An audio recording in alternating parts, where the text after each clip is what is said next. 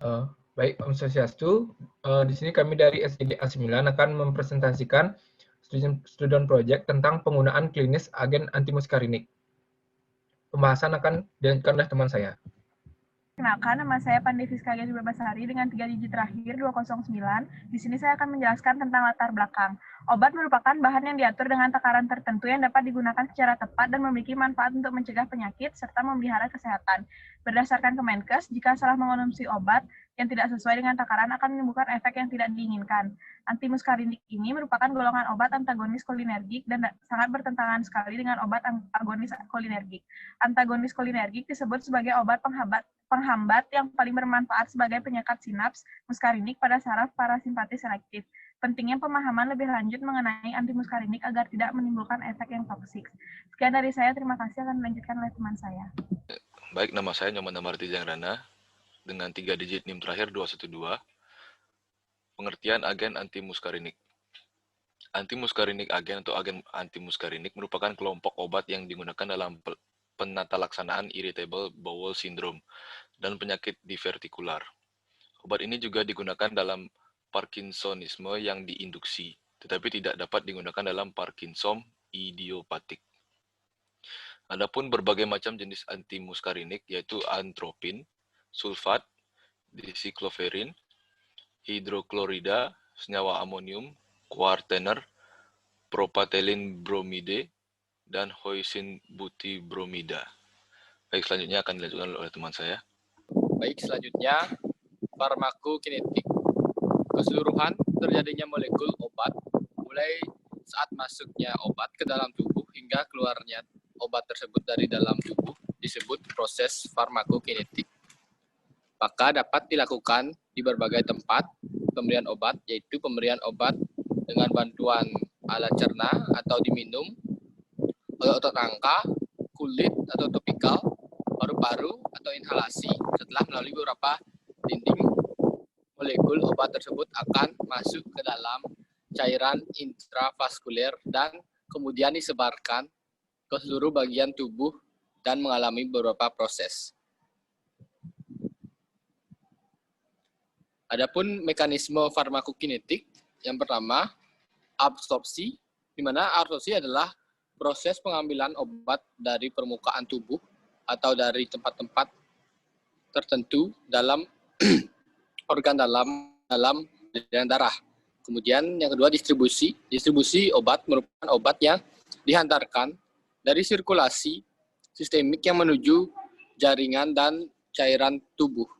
Distribusi obat yang sudah diabsorpsi tergantung oleh beberapa faktor. Kemudian metabolisme. Metabolisme obat merupakan proses tubuh mengubah komposisi obat sampai menjadi lebih larut air untuk dibuang keluar tubuh. Yang terakhir, ekskresi adalah merupakan pembuangan obat dari tubuh. Sebagian banyak obat dibuang dari tubuh pada ginjal dan melewati urin. Jadi perkenalkan, nama saya Nilendra Martiana Dewi dengan 3 digit NIM terakhir 214. Yang pertama ada mekanisme farmakodinamis, di mana secara fisik contohnya seperti laktansia, ada anestetika terbang, dan diuretika osmosis. Yang kedua ada secara kimiawi, contohnya seperti zat chelator dan antasida. Yang ketiga ada proses metabolisme, di mana contohnya seperti amoxicillin. Yang keempat, secara kompetisi, yaitu untuk enzim atau reseptor aseptik, di mana farmakodinamika ini bagian dari ilmu farmakologi yang mempelajari fisiologi obat, efek biokimiawi, dan juga mekanisme kerja dari obat tersebut dengan tujuan utamanya yaitu mengetahui interaksi pada obat dengan sel, meneliti efek utama yang terjadi pada obat, dan juga mengetahui respon terjadi pada obat tersebut. Next, muskarinik, di mana antimuskarinik ini atau antagonis muskarinik merupakan salah satu bagian dari antagonis kolinergik, yaitu obat penghambat kolinergik atau obat antikolinergik. obat antimuskarinik bekerja untuk menghambat reseptor muskarinik yang dapat menyebabkan hambatan di semua fungsi muskarinik. Presentasi akan dilanjutkan oleh teman saya. Terima kasih. Perkenalkan, nama saya Alexia Indah Duarsa dengan NIM 3 digit terakhir 217. Di sini saya akan menjelaskan beberapa obat yang tergolong dalam antagonis muskarinik, yaitu yang pertama ada atropin, yaitu berasal dari tanaman Atropa belladonna, yang merupakan alkaloid alam. Obat ini bekerja untuk menghambat reseptor muskarinik, baik sentral maupun perifer. Yang kedua ada scopolamine, merupakan alkaloid alam yang berasal dari tanaman Hyoscyamus niger. Scopolamin memiliki efek periferal yang sama dengan atropin, tetapi akan lebih besar pada sistem saraf pusat atau SSP. Yang ketiga ada ipratopium, yaitu merupakan suatu turunan kuartener atropin yang bermanfaat untuk pengobatan asma pada pasien yang tidak dapat menggunakan agonis adrenergik. Next, fungsi dari antimuskarinik. Yang pertama, penyakit susunan saraf pusat. Yang kedua, penyakit mata. Yang ketiga, penyakit gastrointestinal. Yang terakhir, ada penyakit sistem kemih. Sekian dari saya, akan dilanjutkan oleh teman saya. Perkenalkan, nama saya Mada Bagusannya ya, dengan 3 digit terakhir 218. Di sini ada Sarah Parkinson. Antimuskarinik, orfenadrin, trihexyphenidyl, orfenadrin, dan benztropine dapat mengurangi gejala Parkinson yang diinduksi oleh antipsikostik. Untuk Parkinson, idiopatik, antimuskarinik membantu mengurangi rigiditas dan tremor. Akan tetapi, obat ini memiliki efek pada bradykinesia. Pemakaian obat ini tidak dianjurkan digunakan secara rutin walaupun efek samping Parkinsonia tidak muncul. Next. Untuk obat antimuskarinik bisa dilihat di sini. Baik, bisa dilihat oleh teman saya. Terima kasih. Baik, perkenalkan, nama saya Niputu Mermata Dewi dengan 3 digit NIM terakhir 222.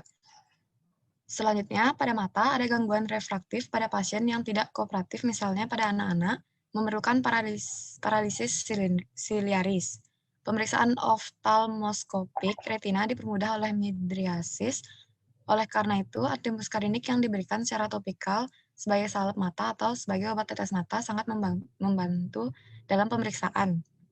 Next. Ini merupakan tabel dosis pemberian obat, lama efeknya, dan konsentrasi lazimnya. Nama saya Gede Agus Cahyaliang. Untuk diare, biasanya antimuskarinik diberikan dan biasanya diberikan terhadap penyakit hipermotilitas atau ringan lainnya. Biasanya antimuskarinik dikombinasikan dengan obat antidiare opioid. Akan tetapi, penggunaan kombinasi ini harus dalam dosis yang sangat rendah. Selanjutnya, fungsi antimuskarinik untuk penyakit kandung kemih. Atropin dan antimuskarinik diperlukan untuk gejala dalam pengobatan urinari urgensi akibat gangguan kandung kemih. Terapi antimikroba merupakan hal esensial pada sintesis bakteri. Pada kandung kemih, reseptor M2 dan M3 diekspresikan dengan subtipe M3. Baik, ini selanjutnya adalah tabel penggunaan dosis antimuskarinik untuk penyakit gastrointestinal dan penyakit kandung kemih. Baik, selanjutnya akan dilanjutkan oleh teman saya. Perkenalkan, nama saya Iwayan Ananda Pertama dengan 3 digit NIM terakhir yaitu 224. Selanjutnya di sini saya akan menjelaskan tentang interaksi obat antimuskarinik. Banyak interaksi obat yang tidak membahayakan, tapi ada juga interaksi obat yang berpotensi berbahaya pada sebagian kecil pasien. Dan lebih lagi, derajat keparahan dari suatu interaksi bervariasi dari suatu pasien ke pasien lainnya. Obat dengan indeks terapi yang sempit, seperti contohnya phenytoin, dan obat-obat yang memerlukan kontrol dosis yang ketat, seperti antikoagulan, antihipertensi, dan juga antidiabetes. Selanjutnya akan dijelaskan oleh teman saya. Perkenalkan, nama saya Dewa Gede Agung Krisna Weda Suta dengan 3 digit NIM terakhir 225. Selanjutnya yaitu interaksi obat antimuskarinik. Muskarinik adalah obat yang memblokir reseptor muskarinik, tetapi tidak reseptor nikotinik. Beberapa dari agonis muskarinik memiliki sifat sebagai agen penghambat muskarinik yang bertindak seperti antagonis farmakologi kompetitif yang efek pemblokirannya dapat diatasi dengan peningkatan konsentrasi dan agonis muskarinik.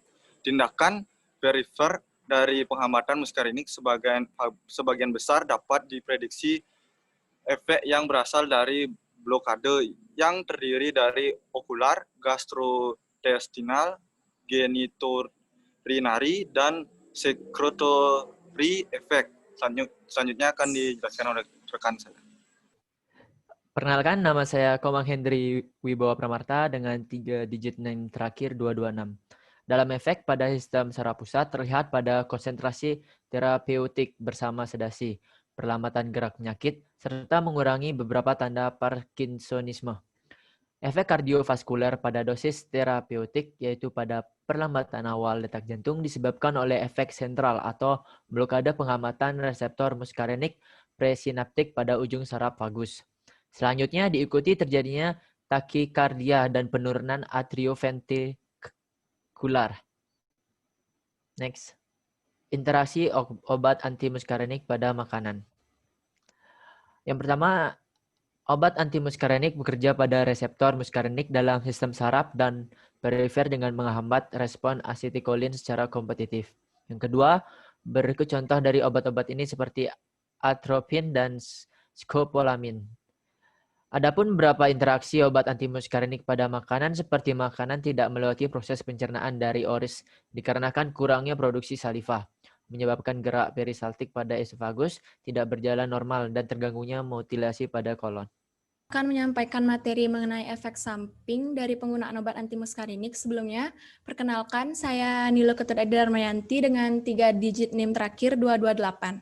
Adapun efek samping dari penggunaan obat antimuskarinik yaitu meliputi penurunan sekresi pada bronkus, konstipasi, sulit untuk mengeluarkan urin, bradikardi selintas yang biasanya diikuti oleh palpitasi, aritmia, dan takikardia, serta fotofobia pada kulit dapat memerah dan kering, hilangnya daya akomodasi pada pupil, dan mulut sangat kering.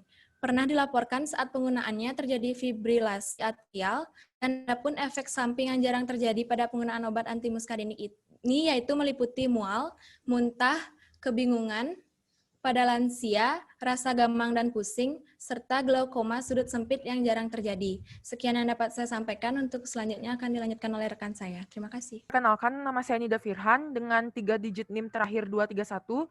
Kesimpulannya, obat antikolinergik adalah obat yang mampu memengaruhi sistem saraf pada tubuh manusia. Antimuskarinik termasuk jenis obat antagonis antikolinergik sebagai obat penghambat yang paling bermanfaat, yaitu penyekat sinap muskarinik pada saraf parasimpatis selektif. Penggunaan obat ini mampu merangsang sistem saraf pusat atau Parkinson dan vasomotor mata atau gangguan refraktif, saluran kemih, dan saluran cerna.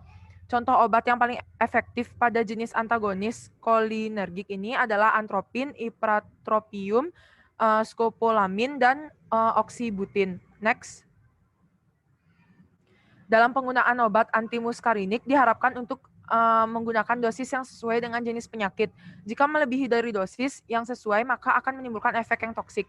Selain menimbulkan efek yang toksik, penggunaan antimuskarinik juga menimbulkan efek samping seperti penurunan sekresi pada bronkus, konstipasi, sulit untuk mengeluarkan urin, bradikardi selintas biasanya diikuti oleh palpitasi, aritmia, dan takikardia, dan fotofobia. Sekian dari saya, terima kasih. Baik, terima kasih atas waktunya. Sekian presentasi dari SGDA 9. Terima kasih.